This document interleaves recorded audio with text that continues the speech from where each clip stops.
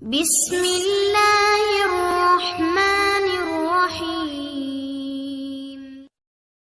بند میں اسلام کا پرچم دنیا میں لہرایا ہے، ظلم و ستم کے دور کے اندر حق کا دیپ جلایا ہے، دیوالہ ہے اس لشکر کے جاں بازوں سے، اس لشکر کے جاں بازوں سے ہر باطل گھبرایا ہے۔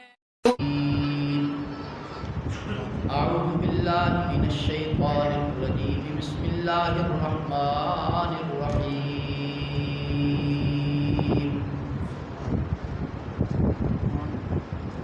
یا ایھا الذین آمنوا کتب علیکم الصیام کما کتب علی الذین من قبلکم لعلکم تتقون۔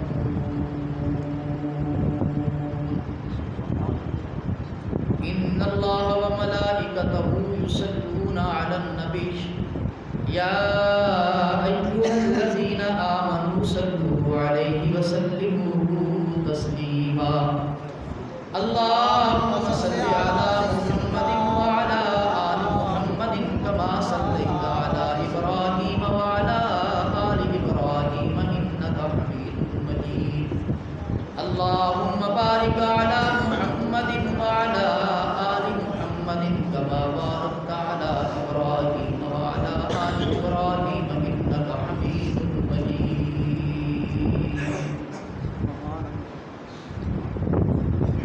حضرات محترم، رسول کریم صلی اللہ علیہ وسلم نے کبھی لمبی زندگی کی دعا نہیں فرمائی تھی، لیکن جب رجب آتا تو آپ علیہ السلام اللہ سے التجا کرتے کہ اے اللہ رجب بھی نصیب فرما، پھر شعبان میری زندگی میں لا اور ہمیں رمضان تک پہنچا۔ سبحان اللہ، سبحان اللہ۔ رمضان کی ایک ایک ساتھ بابرکت ہے۔ اللہ نے فرمایا کہ ہر چیز یعنی عبادت، نماز کے بدلے میں، زکوٰۃ کے بدلے میں، خیرات کے بدلے میں جو آخرت کے انعامات ہیں اللہ نے ان کا تذکرہ کیا۔ کسی عبادت کے بدلے میں جنت کا وعدہ ہے، کسی عبادت کے بدلے میں جنت الفردوس کا وعدہ ہے، کبھی جنت النعیم کا وعدہ ہے، کبھی اپنی رضا کا وعدہ ہے، کبھی اپنے دیدار کا وعدہ ہے۔ لیکن روزہ ایک ایسی چیز ہے کہ جس کے متعلق اللہ نے فرمایا اور نبی نے بتایا، سبحان اللہ، یہ حدیث قدسی ہے۔ اللہ نے فرمایا، نبی نے بتایا کہ اللہ کہتے ہیں کہ الصوم لی، روزہ میرے لیے ہے اور اس کی جزا جنت نہیں، اس کے بدلے میں فردوس نہیں، اس کے بدلے میں کوئی اور چیز نہیں، بلکہ فرمایا کہ اس کا بدلہ میں خود ہوں، سبحان اللہ، اس کی جزا میں خود ہوں۔ سبحان اللہ۔ تو یہ سات ہیں جن میں بندہ نفل پڑھے اور بندے کو اجر، بندہ پڑھے نفل اور ثواب ملے فرض کا۔ تو چونکہ رمضان ہے اور روزے کی حالت میں ہوں اور یہ تیسرا بیان ہے، اس لیے میری بھی بس ہو جاتی ہے، لیکن وہ تسلسل تو وہ خطابت کا انداز تو وہ نہیں چلے گا، لیکن کلام اصل مقصود ہے، اور اگر اللہ کو پسند آ گیا تو میری اور آپ کی نجات کا سبب بن جائے گا۔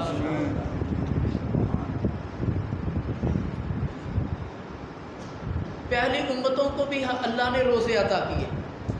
موضوع یاد رکھنا، ہمارا موضوع کیا چل رہا ہے؟ درود و سلام۔ اپنا موضوع بھی ساتھ ساتھ چلانا ہے، اور رمضان سے بڑا گہرا تعلق ہے۔ سبحان اللہ۔ ارادہ تھا کہ ہم اپنا موضوع شعبان کے اندر مکمل کر لیں گے، نہیں ہو سکا۔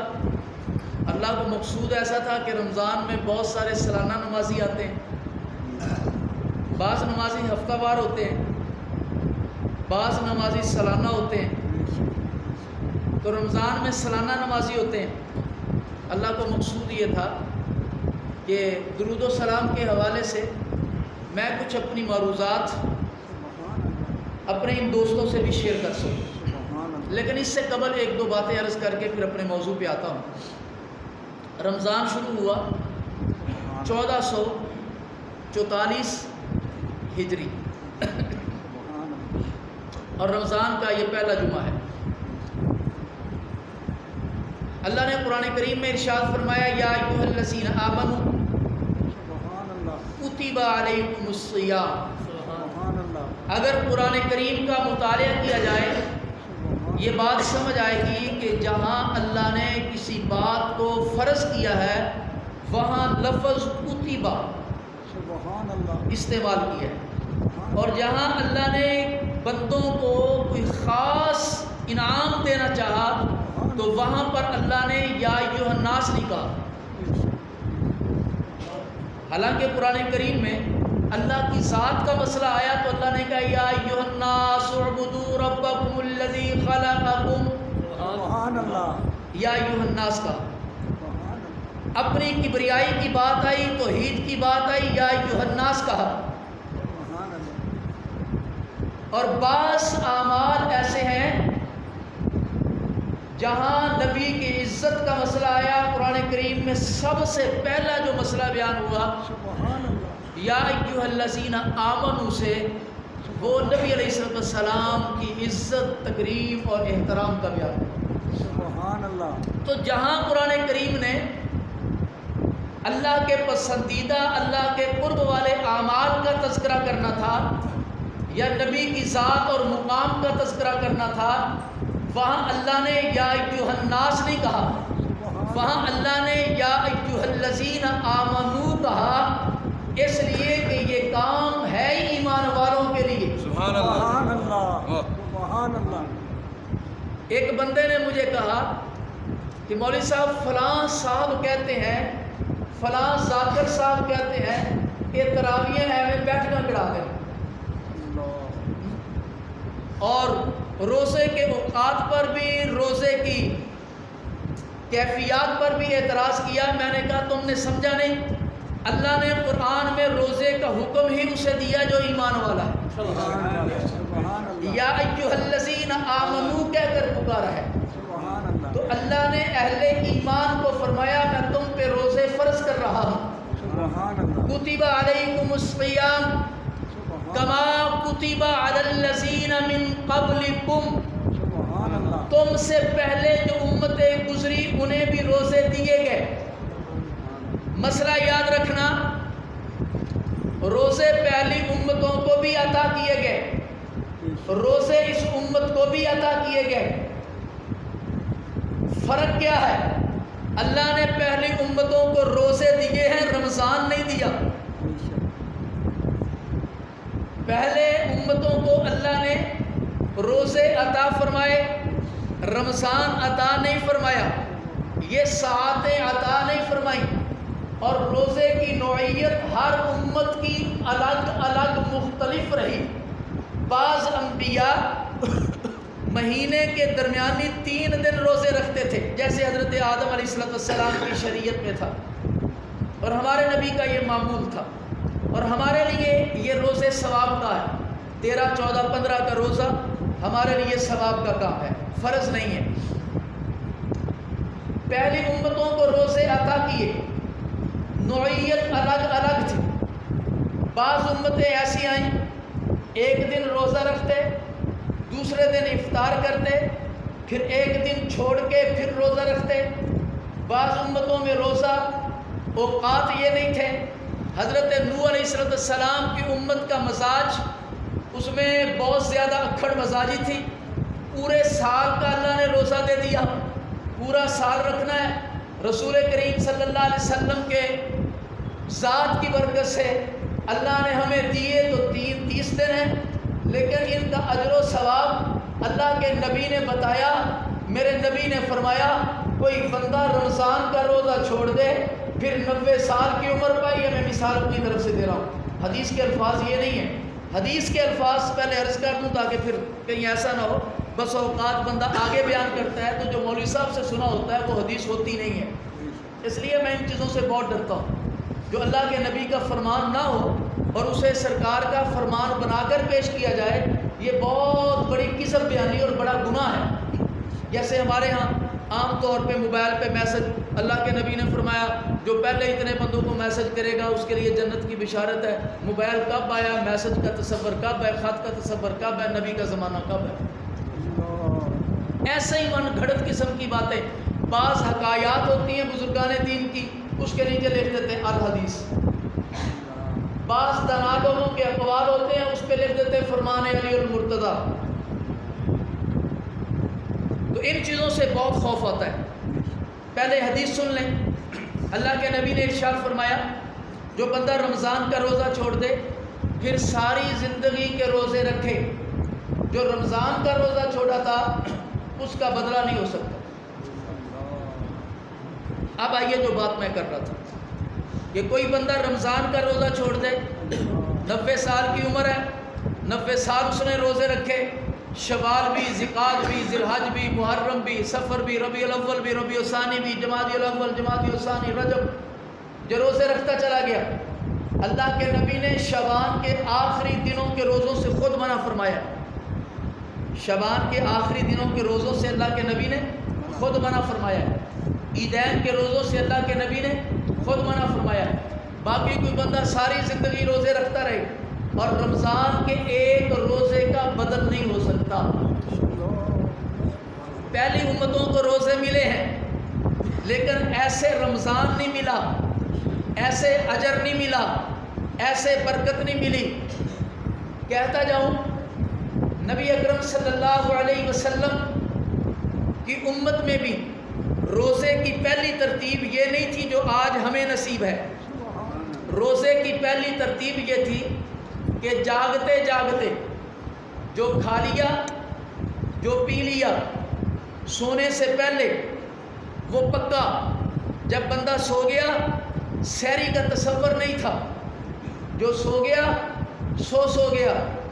اب افطار تک اسے یہ روزہ برداشت کرنا ہوتا تھا۔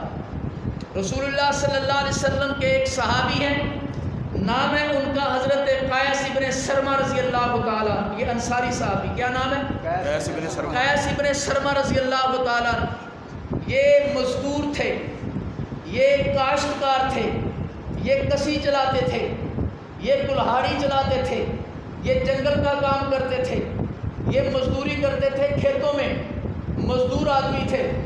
روزہ رکھا اور روزے میں گھر آئے۔ ہمارے ہاں تو بہانے ہزار ہیں، اچھا میاں روزہ کیوں نہیں رکھا؟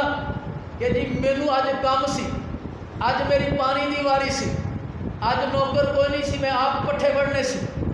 ہم چھوٹے چھوٹے بہانوں سے روزہ چھوڑ دیتے ہیں۔ ہاں اگر کسی کو کوئی ایسی بیماری ہے اور اس بیماری میں خدشہ ہے کہ انسانی جان ضائع ہو جائے گی یا بیماری اس کی بڑھ جائے گی، جیسے کوئی بندہ شوگر کا مریض ہے اور شوگر برداشت سے باہر ہو جاتی ہے یا اس کا لیول اتنا کم ہو جاتا ہے کہ انسانی وجود تڑپنے لگ جاتا ہے، شریعت نے اجازت دی ہے اس کا روزہ نہ رکھنا یہ بہتر ہے۔ اس کا روزہ نہ رکھنا یہ بہتر ہے۔ کوئی بندہ ایسا ہارٹ کا مریض ہے کہ روزے کی وجہ سے اس کے ہارٹ کو پرابلم ہو سکتی ہے، کوئی ایسی بیماری جس سے انسانی جان جا سکتی ہے یا عمر کے اس حصے میں چلا گیا جہاں پہ بندے کی جان کے ضائع ہونے کا اندیشہ ہے، تو شریعت نے اجازت دی ہے کہ تم روزہ نہ رکھو، اس پر کوئی پکڑ اور گناہ بھی نہیں ہوگا۔ لیکن چھوٹی چھوٹی باتوں کے لیے روزے کا چھوڑنا، شاید میں ہر رمضان میں ایک بات سناتا ہوں، وہ میرے دماغ سے اترتی نہیں ہے۔ ہماری یہ لیٹرینیں اس طرف ہوا کرتی تھی، یہ دیوار کے ساتھ، اور ایک اچھا بھلا چنگا ٹھیک ٹھاک بندہ، بڑا مضبوط ہمارے علاقے کا، بڑی بڑی اس کی مونچھیں، وہ واش روم میں گیا۔ اب اوپر سے ٹینکی صاف کی جا رہی تھی، رمضان کا مہینہ تھا اور دن کا وقت تھا، وہ طالب علم اوپر ٹینکی صاف کر رہے تھے، ٹینکی پہ کھڑے ہو کر نیچے واش روموں پہ نظر جا رہی تھی، تو وہ بندہ اندر چلا گیا، اس نے پیشاب نہیں کرنا تھا نہ واش روم، وہ اندر بیٹھ گیا اور بیٹھ کر اس کے پاس جوتے والا ڈبہ تھا، اس کے اندر سموسے تھے۔ خیر وہ جب باہر آیا تو اس نے مجھے شکایت کی کہ یہ بچے اوپر سے مجھے دیکھ رہے تھے. میں نے بچوں کو بلوایا, ڈانٹا بھی, کوئی بندہ واش روم میں چلا گیا تم نیچے اتر آؤ, اسے واش روم کرنے دو. ایک اتنا چھوٹا سا بچہ وہ مجھے کہتا استاد جی یہ واش روم نہیں کرتا, پیسے سموسے کھاتا گیا. جب اللہ نے اجازت دی ہے نا, پھر باوقار طریقے سے اگر چوری چھپے کرو گے تو جگہ ایسی ملے گی. تو میں عرض یہ کر رہا تھا کہ اللہ نے اجازت دی ہے, کوئی ایسا بوڑھا بیمار جو بندہ روزے نہیں رکھ سکتا, پھر اس کے بدلے میں اللہ نے فدیے کا نظام دیا. فدیے کا, ایک بندہ جو روزہ نہیں رکھ سکتا اس کا فدیہ ایک بندے کے صدقہ فطر کے برابر ہے. ایک دن کے روزے کا فدیہ صدقہ فطر کے برابر ہے. ہم نے حساب کیا تقریباً 5,000 روپیہ موجودہ دور میں بنتا ہے. اگر اللہ پھر صحت دے دے کہ پیسے دیتے ہوئے ہیں پھر روزے چھٹنے نہیں, کہ پیسے بھی قبول نہیں تو روزے موڑ رکھنے پینے. بات سمجھ گئے؟ اگر کوئی بندہ ایسا لاغر بیمار تھا, اس نے اپنا صدقہ ہدیہ دے دیا کہ یہ میری طرف سے فدیہ ہے, اگلے سال اللہ نے صحت دے دی, وہ اچھا ہو گیا, وہ بھلا ہو گیا, اسے تندرستی مل گئی, اب اس بندے کے لیے وہ روزے دوبارہ رکھنے ہوں گے. خیر پہلے ابتدائی اسلام میں روزوں کا نظام یہ نہیں تھا. یہ صحابی رسول مزدور ہے, یہ کاشتکار ہے, کسان ہے, سارا دن مزدوری کی, کلہاڑی چلائی, کسی چلائی, تھکا ہوا ہارا آیا, بستر پہ ٹیک لگائی. گھر کے حالات یہ ہیں کہ گھر میں کھانے کے لیے کچھ نہیں. آپ میں سے جتنے لوگ بیٹھے ہیں, کوئی بندہ غریب سے غریب بھی ایسا ہے جو کسی رات کھائے بغیر سویا ہو؟ ہم پھر بھی اللہ کی ناشکری کرتے ہیں, پھر بھی اللہ کی ناشکری کرتے ہیں. کی حال ہے؟ کوئی حال نہیں یار, کوئی حال نہیں. یہ صحابی گھر آئے, کھانے کے لیے کچھ نہیں. اب بیوی کہیں سے لینے, اپنے میکے سے یا پڑوس سے کچھ لینے کے لیے چلی گئی کہ میں انہیں لا دوں, یہ کچھ کھا لے. یہ تھکے ہوئے تھے, ٹیک لگائی, یہ سو گئے, آنکھ لگ گئی.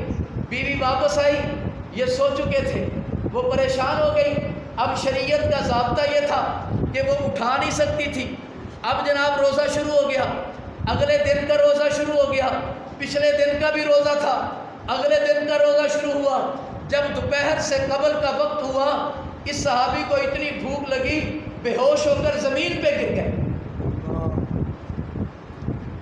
دین ملا ہے صحابہ کے صدقے, دین ملا ہے صحابہ کے صدقے. بے ہوش ہو کر یہ مزدور صحابی, غریب صحابی گرا ہے. اس کا گرنا میرے رب سے برداشت نہیں ہوا. اللہ نے فوراً آسمان سے جبریل کو نازل کیا, اللہ نے قرآن کی آیات دے دی, شریعت کا ضابطہ دے دیا.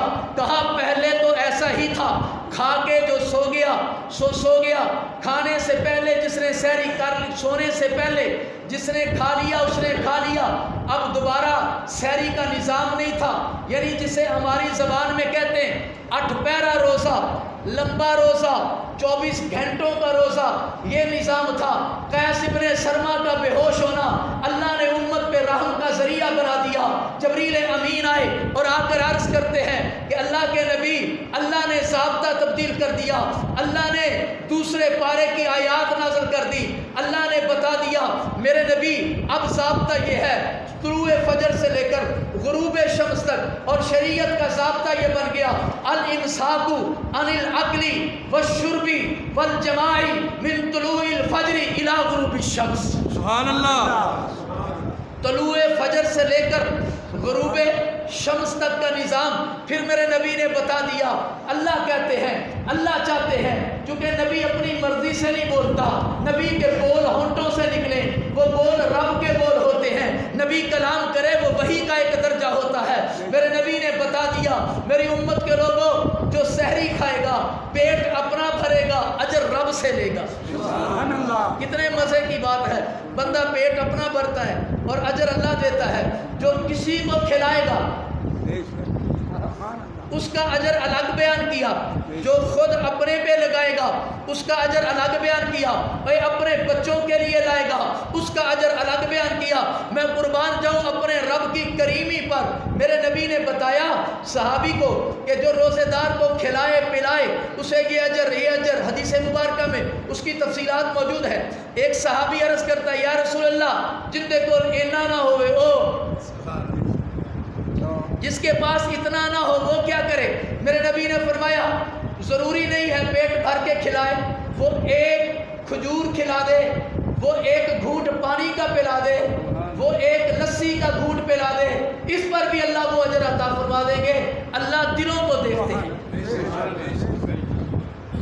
ایسا نہیں ہے اسی تک صدقہ خیرات دینا ہوگا کیمرے لاؤ،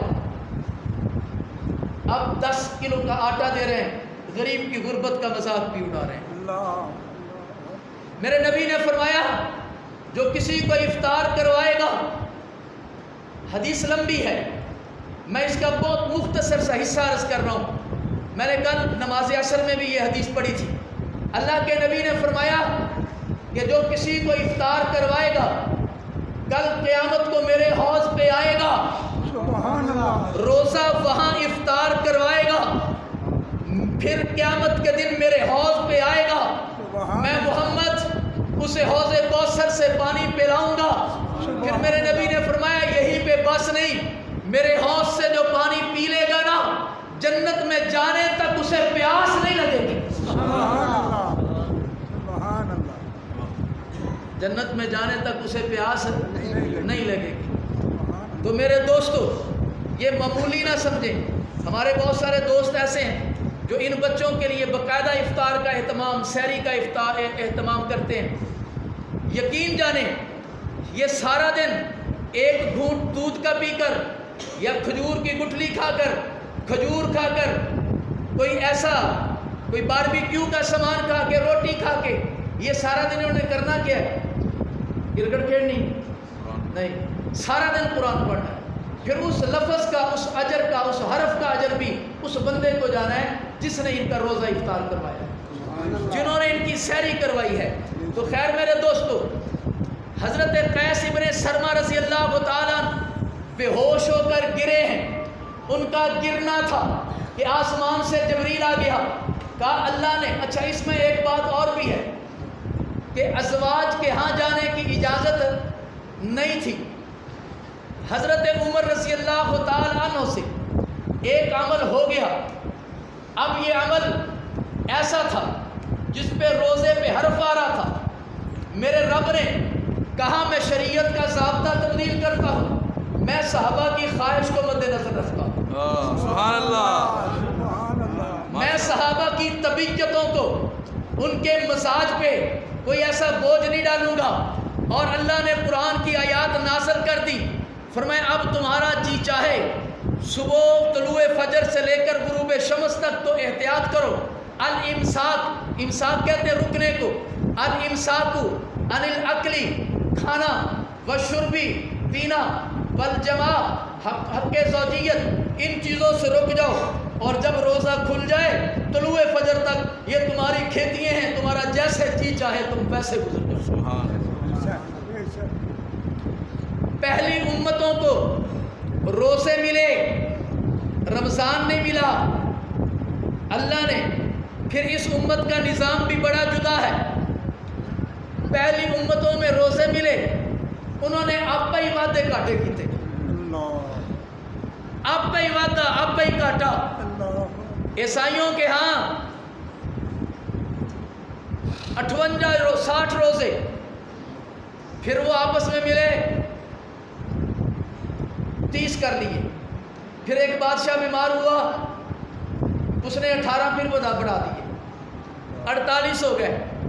پھر عیسائی علماء جمع ہوئے، انہوں نے کہا یہ تو کوئی تعداد نہیں ہے، انہوں نے پھر 30 کر لیے۔ یعنی یہ کمی زیادتی، کبھی 50 کبھی 40۔ اللہ نے یہ نظام ہمیں نہیں دیا، نہ مولوی صاحب کو دیا۔ میں ایک گاؤں کا رہنے والا ہوں، پنڈ کا بندہ، دیہاتی آدمی ہوں۔ دیہاتوں میں ذمہ دار مولوی صاحب کو آواز دے کے مولوی تھوڑی یہ اذان لمبی کرے، جب 5 منٹ جگ جاویں اللہ نے یہ نظام مولوی کو نہیں دیا، اللہ نے یہ نظام حاکم کو نہیں دیا، اسمبلی کو نہیں دیا، عدالت کو نہیں دیا، یہ چاند کے نظام سے اسے جوڑا ہے۔ ہماری اپنی کوئی مرضی نہیں، کتنے دن روزے رکھنے ہیں، 28 دن ہوں گے، 29 دن ہوں گے، پورے 30 دن ہوں گے، کتنے دن ہوں گے؟ یہ چاند، یہ نظام قمری کے ساتھ اللہ نے اسے وابستہ کیا ہے، یہ میری اور آپ کی مرضی اس پہ نہیں رکھی ہے۔ میرے دوستو، میں عرض یہ کر رہا تھا، اللہ نے چند دن دیے ہیں روزوں کے، اور رمضان دیا ہے، فرمایا شہر رمضان الذی انزل فیہ القرآن، اور رمضان میں پھر اللہ نے قرآن دیا ہے۔ سبحان اللہ۔ اور قرآن کیا ہے؟ فرمایا ھدی للناس وبینات من الھدی والفرقان۔ سبحان اللہ۔ انشاءاللہ آئندہ اس پہ بات کریں گے۔ ہمارا موضوع پیچھے سے شبان سے کیا آ رہا تھا؟ بولے درود و سلام۔ میں نے درود و سلام کے حوالے سے بہت ساری احادیث سابقہ جمعہ پڑھی تھی، اور اس میں ایک حدیث اللہ کے پاک پیغمبر صلی اللہ علیہ وسلم تشریف لائے ہیں، آپ نے ممبر پہ پاؤں رکھا ہے، پہلی سیڑھی پہ پاؤں رکھا، فرمایا آمین، پھر دوسری سیڑھی پہ پاؤں رکھا، فرمایا آمین، پھر تیسری سیڑھی پہ پاؤں رکھا، فرمایا آمین۔ اصحاب پیغمبر سے اللہ کے نبی نے کہا، مجھ سے پوچھتے کیوں نہیں، میں نے آمین کیوں کہا ہے؟ عرض کیا سرکار آپ خود ارشاد فرما دیں۔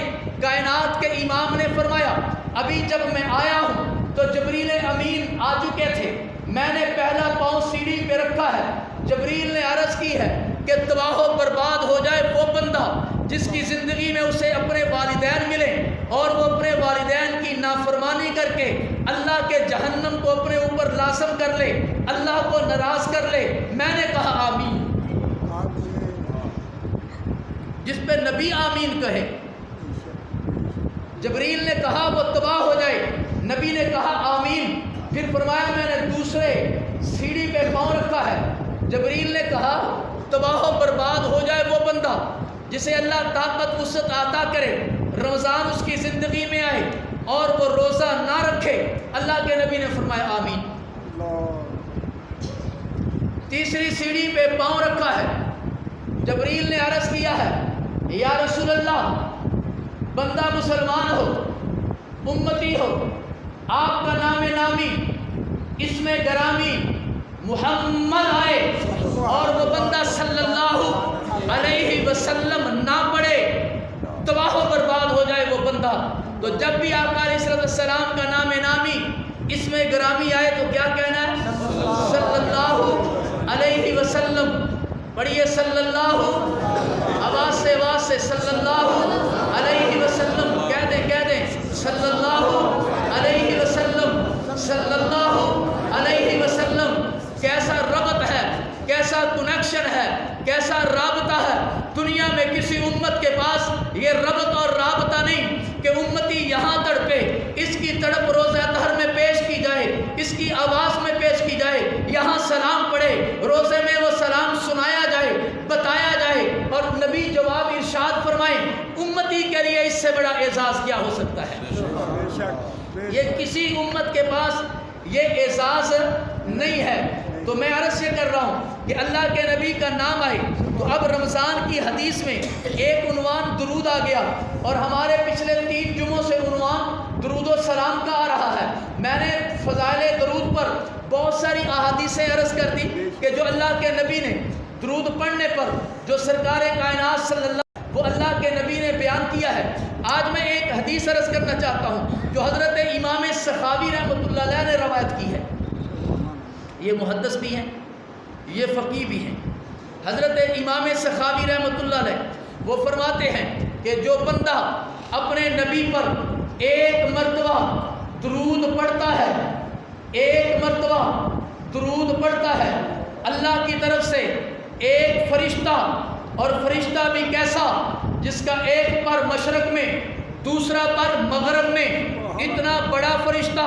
فرشتوں کے پر کتنے بڑے بڑے اللہ نے قرآن میں بیان کیے۔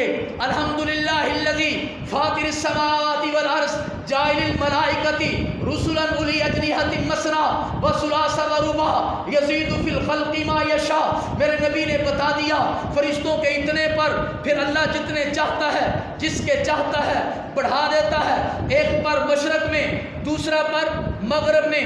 جب بندہ ایک مرتبہ امتی درود پڑھتا ہے وہ فرشتہ پانی میں غوطہ لگاتا ہے پھر وہ اپنا وہ پر جھاڑتا ہے. کتنا بڑا پر ہے, مشرق کا مغرب کیلکولیشن میں نہیں آ سکتا کہ کتنے قطرے گرے ہوں گے, یہ شمار نہیں کیے جا سکتے, جمع نہیں کیے جا سکتے. امام سخاوی نے یہ حدیث رسول کریم صلی اللہ علیہ وسلم سے سند کے ساتھ لکھی ہے. وہ فرماتے ہیں اللہ کے نبی نے فرمایا جو میری ذات پہ ایک مرتبہ درود پڑھتا ہے اللہ کی طرف سے ایک فرشتہ وہ پانی میں غوطہ لگاتا ہے اور وہ پر جھاڑتا ہے. جتنے قطرے گرتے ہیں اتنا اجر نہیں. فرشتے نے پر جھاڑا کتنے قطرے گرے ہوں گے جو میں اور آپ شمار نہیں کر سکتے.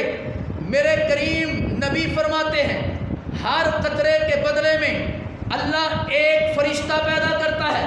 سبحان اللہ. ہر قطرے کے بدلے میں اللہ ایک فرشتہ پیدا کرتا ہے اور قیامت تک وہ فرشتہ اس بندے کے لیے استغفار بھی کرتا ہے, دعا بھی کرتا ہے.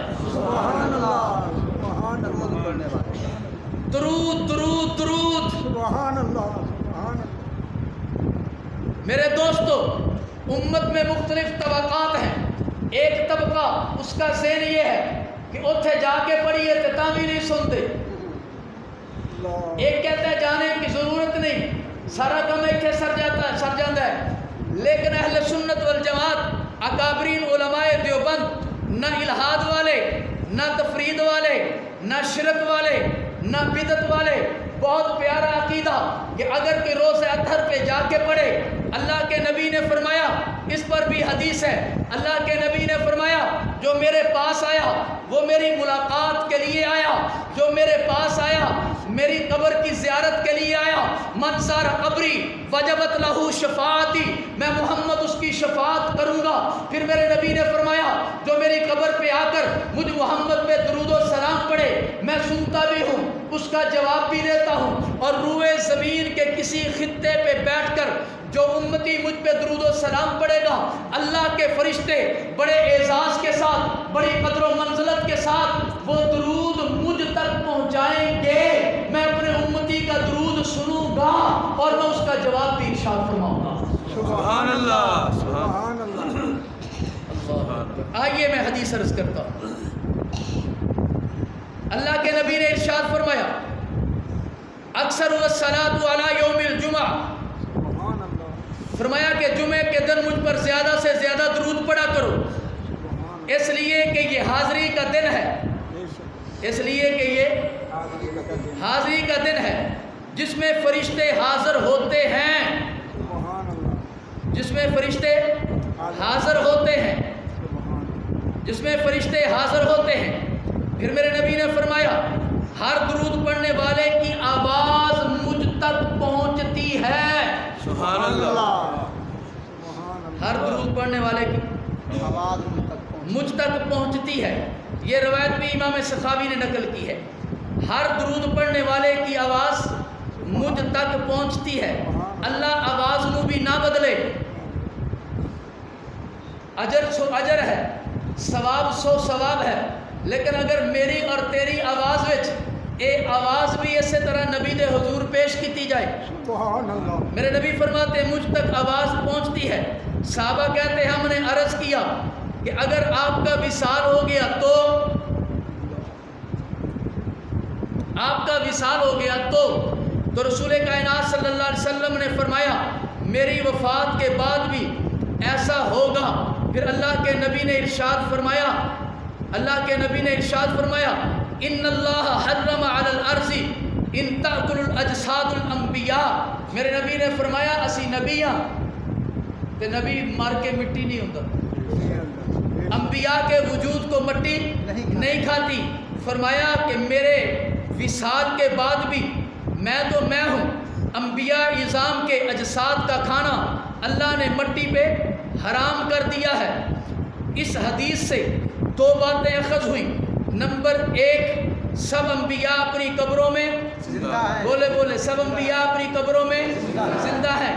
اللہ کے نبی کا اپنا فرمان ہے، فرمایا کہ الانبیاء احیاء فی قبورہم یصلون، سارے نبی اپنی قبروں میں زندہ ہیں اور نماز پڑھتے ہیں۔ سبحان اللہ۔ میرے نبی تو سب کے امام ہیں۔ نمبر دو، جو بات ہمیں ملی کہ ہم گناہ گاروں کا درود ہماری ہی آواز میں اللہ کے نبی تک پہنچایا جاتا ہے اور اللہ کے نبی اسے سماعت فرماتے ہیں اور اللہ کے نبی اس کا جواب ارشاد فرماتے ہیں۔ سبحان اللہ، سبحان اللہ۔ اسی لیے حضرت تھانوی رحمۃ اللہ علیہ نے فرمایا کہ اگر کوئی بندہ رسول کریم صلی اللہ علیہ وسلم کے روضہ اطہر پہ جائے، وہ یوں نہ کہے کہ میں تربت رسول پہ آیا ہوں، بلکہ یوں کہے میں آقا آپ کی ملاقات کے لیے آیا ہوں۔ سبحان اللہ۔ آقا میں آپ کی ملاقات کے لیے آیا ہوں۔ تو خیر میرے دوستو، میں عرض یہ کر رہا تھا کہ ایک بہت بڑے بزرگ شیخ احمد کبیر الرفاعی کا نام لوگوں نے سنا ہوگا۔ یہ 555 ہجری، اب کون سی چل رہی ہے؟ 1444۔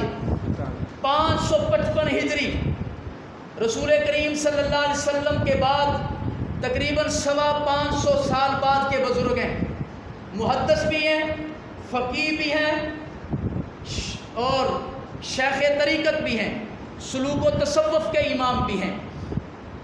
حضرت شیخ احمد کبیر الرفاعی رحمۃ اللہ تعالی علیہ، یہ عاشق رسول تھے، رسول اللہ صلی اللہ علیہ وسلم کی نسل سے تھے، حسنی حسینی تھے، نجیب الطرفین سید تھے، حسنی حسینی سید تھے۔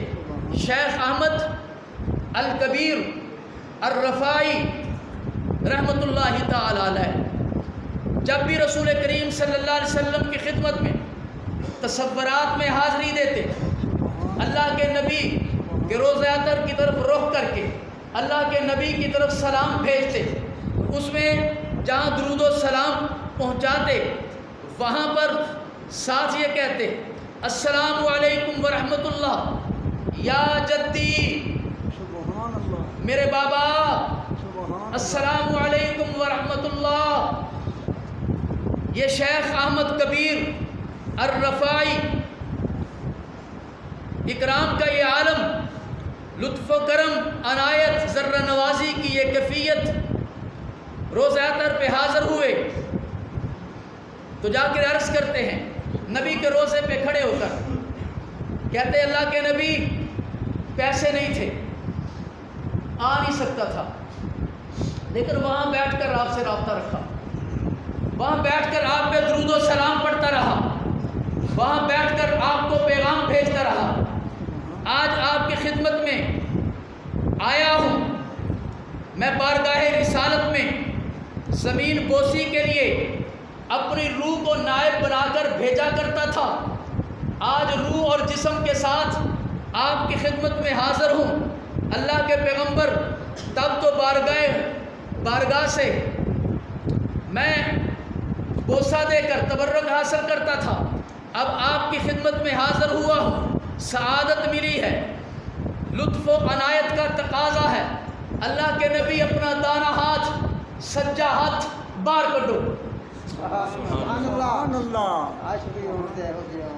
اللہ کے نبی اپنا دایاں ہاتھ باہر نکالیں، بڑی تڑپ سے آیا ہوں، بڑی دور سے آیا ہوں، کیفیت اللہ جانتے ہیں، روزانہ درود و سلام بھیجتا تھا، بڑی زندگی کی جمع پونجی جمع کر کے آج آپ کے روضہ اقدس پہ آیا ہوں، میرے تعلق کا تقاضا ہے، میری نسبت کا تقاضا ہے۔ اللہ کے پیغمبر آپ اپنا دایاں ہاتھ باہر نکالیں، آج میں حاضر ہوں، میں چاہتا یہ ہوں کہ آپ باہر نکالیں تاکہ میں آپ کے قدمے آپ کے ہاتھ مبارک کا بوسہ لے سکوں۔ اللہ کے نبی بہت دور سے آیا ہوں، جی چاہتا ہے، من چاہتا ہے میں آپ کے ہاتھوں کا بوسہ لوں، آپ کے زمانے میں پیدا نہیں ہوا، بعد میں آیا ہوں،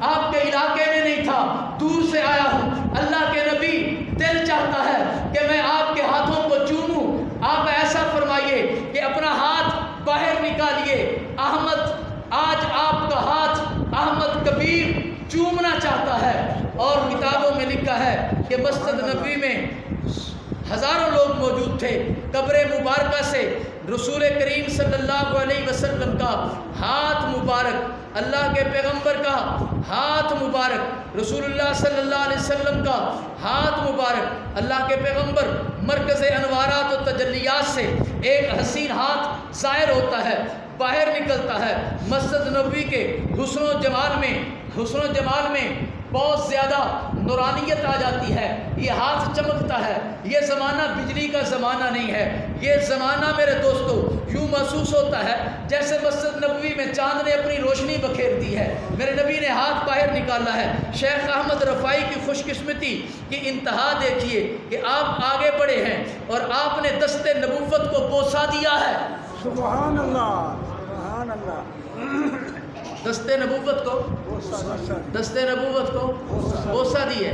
اب اس پہ بہت سارے ابہام ہوں گے، میرا وقت پورا ہوا چاہتا ہے، وگرنہ میں ان ابہام کو بھی دور کرتا کہ کرامات کیا ہوتی ہیں، معجزات کیا ہوتے ہیں.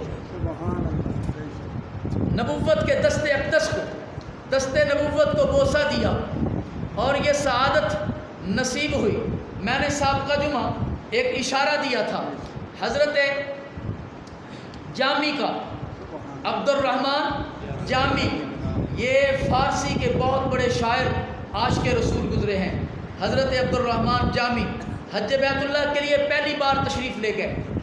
مکہ گئے اور مکہ سے ارادہ کیا کہ میں روزہ عطر پہ جا کر سلامی دوں. حج پڑھ لیا. اب حج کے بعد روزہ اقدس پہ حاضری کے لیے روانہ ہوا چاہتے ہیں. اب ان کی جو کیفیات تھی، مکہ مکرمہ سے روانگی، ایک شوق، ایک تمنا، ایک تڑپ لیے جا رہے تھے. گورنر مدینہ کو خواب آیا، رسول کریم صلی اللہ علیہ وسلم کی زیارت نصیب ہوئی. آپ علیہ السلام نے فرمایا حضرت گورنر سے، اللہ کے نبی نے فرمایا کہ جامی آ رہے ہیں. حضرت جامی کا چہرہ دکھا دیا، کہا میرا یہ غلام آ رہا ہے، اس شخص کو میری قبر پہ آنے سے روک دیجئے. آپ حیران ہوں گے کہ روکا کیوں؟ گورنر کو خواب آیا کہ اسے میری قبر پہ آنے سے روک دیجئے. اگر کوئی کہے نا طبیعت میں الجھن آئے کہ جی خواباں دیا گلاں نہیں کدے، یاد رکھنا، مسئلہ یاد رکھنا، میرے نبی نے اسی لیے بتا دیا کہ اگر خواب میں آؤں نا تو پھر میں ہوں. سبحان اللہ. اگر خواب میں میری زیارت ہونا تو میری ہے. تو میرے دوستو حضرت جامی فرماتے ہیں حضرت عبد الرحمن جامی کو روک لیا گیا. گورنر نے خواب میں دیکھا تھا. وجہ کیا تھی کہ وہ اللہ کے نبی نے بتا دیا وہ میرا دیوانہ عشق و مستی کے جس عالم میں اور جن جذبات کے ساتھ آ رہا ہے، اگر اسی حالت میں وہ میری قبر پہ پہنچا، مجھ محمد پہ لازم ہوگا کہ میں قبر سے باہر نکل کر میں اسے ملوں اور اس کا استقبال کروں. سبحان اللہ. جس کیفیت میں وہ آ رہا، اس کیفیت کو تبدیل کرنا ہے. اس لیے اسے روکنا ہے تاکہ اس کی یہ کیفیت تبدیل ہو جائے. جب اس کی یہ کیفیت تبدیل ہو جائے تو پھر میرے روزے پہ لے آ. اگر اس حالت میں آیا، مجھ محمد پہ لازم ہوگا کہ میں اپنی قبر سے نکل کر اس کا استقبال کروں. سبحان اللہ. تو ہمارے نبی کی موت وہ موت نہیں ہے جو عام بندوں کی، امتیوں کی موت ہوتی ہے. نبی مرنے کے بعد، موت کے بعد بھی زندہ ہے اور پہلے سے زیادہ شان آن ہر لحظہ بلندی کی طرف ہے، رفعت کی طرف ہے. نبی کے متعلق کبھی تصور نہ کرنا کہ نبی مر گیا، نعوذ باللہ، یا مردے کے الفاظ یا کس قسم کے الفاظ. بندے کے جیسے شرک کرنے والے کے سارے گناہ معاف ہو جاتے ہیں. ابھی رات قاری عمر صاحب تلاوت فرما رہے تھے تراویح میں، ایک مقام ایسا آیا کہ 18 نبیوں کا تذکرہ آیا. اللہ نے 18 نبیوں کا نام لیا، ایک ایک نبی کے متعلق فرمایا یہ بھی شان والا، فضیلت والا، عزت والا، قدر و منزلت والا. جب 18 کے نام پورے ہو گئے نا، کہا یہ بڑے جلیل القدر ہیں، لیکن ان میں سے اگر کوئی شرک کا مرتکب ہوتا نا، یہ جلیل القدر نبی بھی اگر کوئی شرک کا مرتکب ہوتا تو میں اعمال سارے ضائع کر دیتا. تو جیسے مشرک کے اعمال ضائع ہیں، ایسے ہی اگر کوئی پیغمبر کے متعلق گستاخی کرے گا نا، کتنا ہی بڑا تہجد گزار کیوں نہ، اس کے سارے اعمال ضائع ہو جاتے ہیں۔ بے شک اللہ عبد الرحمن جامی، لمبا واقعہ ہے، روزہ افطر پہ حاضر ہوئے، پھر حالت مراقبہ میں نبوت سے کلام بھی ہوا، پھر اشعار کا تبادلہ بھی ہوا، پھر واپسی کا سلام بھی ہوا، اور جب آخری بار گئے نا واپس تو فرمانے لگے اب مجھے یقین ہے اب میری حاضری نہیں ہوگی۔ کہا کیوں؟ کہا پچھلی ادوار میں، پچھلی موقع پہ، پچھلے مواقعوں پہ اللہ کے نبی کہتے تھے کہ آپ کو اللہ عافیت سے لے جائے، خیریت سے واپس لائے۔ اس بار اللہ کے نبی نے صرف جانے کا تذکرہ کیا ہے، آنے کا تذکرہ نہیں کیا، اور واقعتاً پھر وہ ان کا آخری سال تھا۔ میں عرض کر رہا تھا کہ درود و سلام، درمیان میں یہ باتیں آ گئیں اور وقت ہمارا 5 منٹ اوپر ہو گئے۔ اللہ سے دعا ہے کہ اللہ رب العالمین مجھے آپ کو کثرت کے ساتھ اپنے نبی پہ درود و سلام پڑھنے کی توفیق عطا فرمائے۔ وآخر دعوانا